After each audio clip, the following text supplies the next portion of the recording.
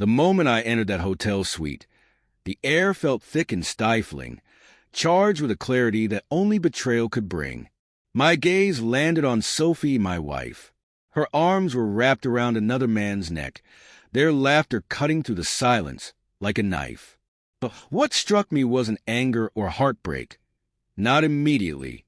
What I felt was an icy calm, a sharp clarity that sliced through the fog of disbelief.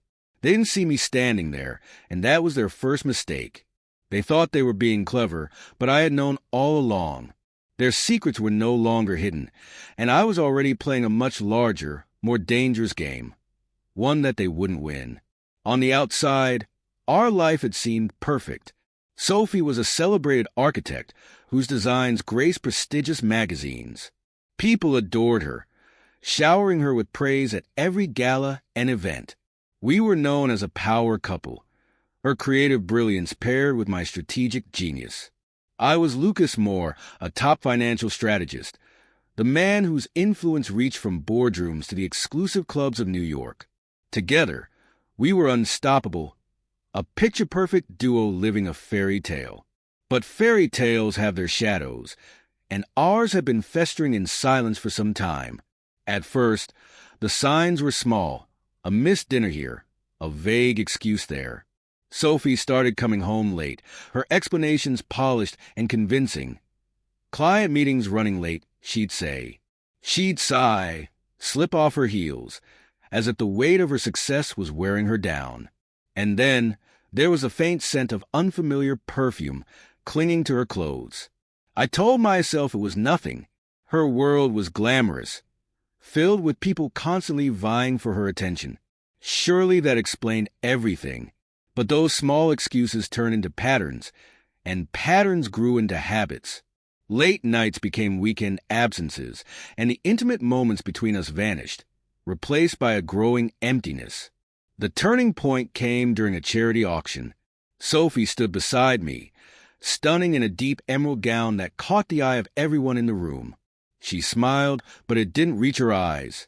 She was there, yet distant, her phone buzzing discreetly on the table.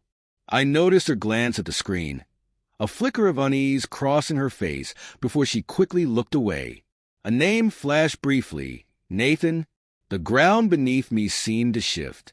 The first crack appeared in the facade of our life. I didn't confront her, not then. But that name planted a seed of doubt that refused to be ignored. That night, as she slept soundly beside me, her breathing steady and serene, I lay awake, my mind racing. The name Nathan nagged at me until I couldn't stand it any longer. Quietly, I slipped out of bed, careful not to disturb her, and made my way to the living room where her phone lay charging. My hands trembled as I picked it up. The screen glowed softly in the darkness. The messages were locked behind a passcode, of course, but her email wasn't. I scrolled through a flood of work-related emails until I found one marked confidential from Nathan. The words burned themselves into my mind. Last night was unforgettable. I can still feel your warmth. Same time next week. A rush of anger surged through me, but I didn't act on it. Not yet. I returned to bed, my resolve solidifying. She had no idea I knew, and that would be her first mistake. The next morning, she kissed me goodbye, her smile sweet and casual, as if nothing had changed. As she walked out the door, I made a decision. I would dismantle her lies, piece by piece. Over the next few days, I became consumed with the need for answers. I sifted through her credit card statements, uncovering receipts for dinners at restaurants I'd never heard of, lavish meals for two in intimate, dimly lit settings. Her calendar revealed meetings that lined up perfectly with her late nights, always excused as work-related. Then there was a hotel in Paris, where she had checked in twice under her name, but with Nathan listed as a guest. The picture of betrayal grew clearer with each discovery. The illusion of our perfect life shattered with every new detail I uncovered. I wasn't just a betrayed husband. I was a man on a mission. Anger simmered beneath the surface, controlled and focused as I planned my next move. Confronting her directly would be too easy, too predictable. No, I wanted Sophie to understand the weight of her choices. I wanted her to see that betrayal has consequences. Every step she took, I followed, quietly watching as she continued her double life, unaware of my quiet observations. She thought she had fooled me, but I had already begun setting my plan into motion. It wasn't about revenge. It was about justice. Not just for the lies she had told, but for the years of trust she had so recklessly destroyed. Sophie and Nathan had no idea what was coming. They had no idea that the man they had underestimated would be the one to expose their betrayal for what it was, a fragile, fleeting illusion that would crumble under the weight of truth.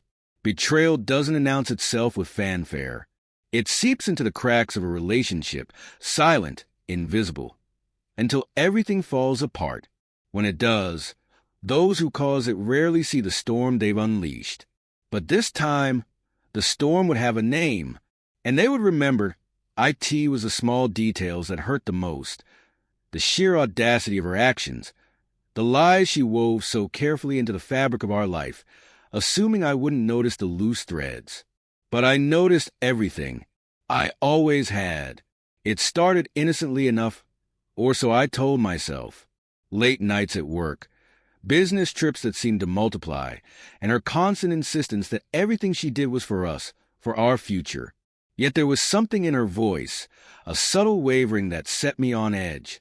My instincts whispered that something was wrong, and I chose not to ignore them. I began to observe her, careful not to alert her. Every evening, when she claimed to be working late, I followed at a safe distance. It didn't take long before I noticed a pattern. She always ended up at the same place. The Valencia, a sleek, upscale hotel known for its discretion. She was careful, constantly glancing over her shoulder, but not careful enough. One night, as she arrived, I saw him for the first time. Ethan, he greeted her outside the hotel, his arm slipping around her waist in a way that was too familiar, too intimate. She leaned into him, her smile warm and unguarded. It was a smile I hadn't seen directed at me in a long time. The confirmation hit me like a punch, but I wasn't angry. Not yet. Anger would have been easy, impulsive. Instead, I felt cold, calculating. If I was going to dismantle this betrayal, it had to be methodical. For the next week, I gathered evidence, hotel bookings, emails, receipts. Each piece was another nail in the coffin of her deception. I tracked their movements, noted their routines, and planned my next steps with precision. The opportunity came sooner than expected. A week later, I invited Emily to dinner at home, preparing her favorite dish. Paella with saffron and fresh seafood, paired with an expensive vintage Rioja. She arrived late, as usual, her cheeks flushed, her hair slightly tousled. The look would have once enchanted me, but now it only confirmed my suspicions. "Tough day," I asked, my tone neutral, as I poured her a glass of wine. She nodded, her practiced smile firmly in place. "Exhausting, but worth it. We landed the contract," she said. "Did you?" I replied, setting down my glass and meeting her gaze. "Or did Ethan land something else tonight?" Her smile faltered. For a split second, panic flickered across her face. "What are you talking about?" she asked, her voice wavering. I leaned back, taking my time, letting the silence stretch before pulling out the stack of evidence I had meticulously collected. I placed it on the table between us, watching her face as she processed what it was, printouts of hotel bookings, credit card charges, and screenshots of their emails. "Care to explain this?" I asked, my voice quiet but sharp. Her hands trembled as she reached for the papers. "Gabriel, it's not," she began, but I cut her off. "Don't insult me by saying it's not what it looks like," I snapped, my calm facade cracking. "It looks exactly like what it is. You've been sneaking around with Ethan, lying to my face, and destroying everything we built." Tears filled her eyes, but I felt nothing, no sadness, no pity. Only a cold satisfaction as I watched her lies unravel. "Gabriel, I made a mistake," she whispered. I held up my hand. "Stop," I said sharply. This isn't the time for apologies. This is the time for consequences. My plan was already in motion. The next day, I booked the same suite at the Valencia where they always met. It felt poetic to use the site of their betrayal as the stage for their downfall. I didn't tell Emily. Instead, I called Ethan directly using a burner phone and a fake name, posing as an interested investor. I suggested a meeting at the Valencia in the suite they frequented. On the day of the meeting, I arrived early and set the stage. I brought everything: photos, emails, receipts, and even a recording of Emily's tearful confession from our confrontation. When Ethan arrived, he carried his usual arrogance, pouring himself a drink as if the suite belonged to him. Moments later, Emily entered, her face pale and anxious. When she saw me standing in the corner, her expression froze in terror. "Gabriel," she stammered. "What are you?" "Please sit," I interrupted, my voice calm but commanding. Ethan, now visibly uneasy, glanced between us. "What is this?" he asked, his tone sharp. "This," I said, placing the stack of evidence on the coffee table, "is the end of your little game." I turned to Ethan, my voice cold. "Nice ring, by the way," I said, nodding toward the gold band on his finger. "Looks like you're as deceitful as my wife." His jaw tightened. "You don't scare me," he spat. "You should be scared," I replied, my voice low, "because what's coming next will destroy you." I placed a USB drive on the table. "This contains everything: emails, receipts, photos. Enough to ruin you, Ethan, both professionally and personally. I wonder how Emily will react when she sees it." His bravado faltered at the mention of his wife. I turned to Emily. "And you, Emily," I continued, "the moment this goes public, your career, your reputation, it's over. You'll be nothing but a cautionary tale." The room fell silent, the weight of my words hanging heavily in the air. They realized the game was over for me. However, it was just beginning for them. I sent the USB drive to Sophia, Raphael's wife, anonymously. I imagined her opening the package in their immaculate living room, the perfect facade of their life shattering. But I didn't stop there. Using the evidence I had collected, I leaked damning documents about Raphael's business practices to his biggest competitors, proof of shady deals, bribes, and tax evasion. Within days, whispers turned into headlines, and his partners forced him to resign. As for Isabella, I tipped off her most prominent client about her scandal. The truth alone was enough to sever their ties. She called me one evening, her voice trembling. "Gabriel, everything's falling apart. My projects, my reputation. I don't know what to do." I listened in silence, feeling no sympathy. She had made her choices, and now she was living with the consequences. Betrayal is a game of precision, and I had played it perfectly. Desperation laced her voice, but it didn't stir anything within me. The weight of her pleas hung in the air, but my resolve remained unshaken. "Actions have consequences, Isabella," I said, my tone as cold as the wind that howled outside. "And yours are finally catching up to you." A month later, I found myself standing on the balcony of my penthouse, a glass of scotch in hand. Below me, the city stretched endlessly, its shimmering lights in stark contrast to the shadows that had loomed over my life for so long. The hum of classical music played faintly from the living room behind me, filling the space with an eerie calm. Isabella was gone. Her belongings, once scattered throughout my home, were now packed into boxes. She would never return to claim them. Raphael, too, had vanished from public view. The man who once stood as a beacon of charm and success now lived as a shell of his former self. His career was in ruins, his reputation shattered beyond repair. His wife, Sophia, had filed for divorce, taking their children and moving to Lisbon to start anew, far from the chaos he had unleashed upon their lives. But their downfalls, satisfying as they might have been, weren't the source of my deepest gratification. What filled me with a cold sense of triumph was the control I had reclaimed. They had conspired to strip me of everything: my dignity, my trust, my very sense of self. Yet in their failure, I had reclaimed more than what they had tried to take.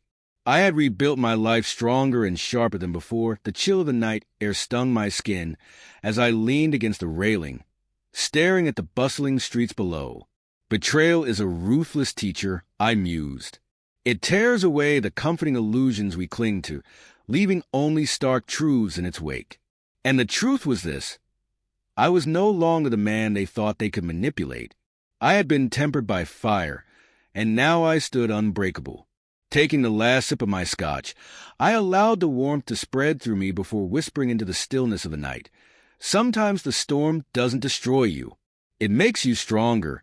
Months passed, and life found a new rhythm. The chaos that betrayal had sown in my world gradually gave way to a quiet sense of confidence I hadn't felt in years. It wasn't trust in others that I had learned to embrace.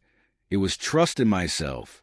A belief that I could navigate life's trials without losing myself again. One serene afternoon, as I wandered through a small gallery near the Prado Museum, my eyes were drawn to a painting that seemed to radiate both sorrow and beauty. As I stood there, captivated by the artist's vision, a voice broke through my thoughts. Beautiful, isn't it? I turned to see a woman standing beside me. Her presence was as striking as the artwork itself. Her features were elegant yet understated, and her demeanor calm and composed. She smiled at me, her eyes warm and inviting. More than words can say, I replied, though my gaze lingered on her rather than the painting. Her name was Elena, a photographer visiting Madrid to showcase her own work. We spent hours meandering through the gallery, sharing thoughts on art, life, and everything in between. She didn't pry into my past, and for the first time in a long while, I didn't feel the need to guard it. Her openness and kindness were a balm I hadn't realized I needed. As the sun dipped below the horizon, painting the city in hues of gold and crimson, a profound realization struck me. The betrayal I had endured, as harrowing as it was, had been a cleansing fire. It had burned away all that was false, leaving me with a foundation upon which I could rebuild. What I had constructed from those ashes wasn't just a life. It was a life rooted in truth and strength. To anyone who might find themselves caught in the storm of betrayal, know this: it doesn't define you. What defines you is how you rise from its ashes. The pain may seem insurmountable, but within that pain lies the power to rebuild. And what you create can be stronger, purer, and more resilient than you ever thought possible. Thank you for allowing me to share this story. I hope it serves as a reminder that even in the darkest moments, there is a path to the light.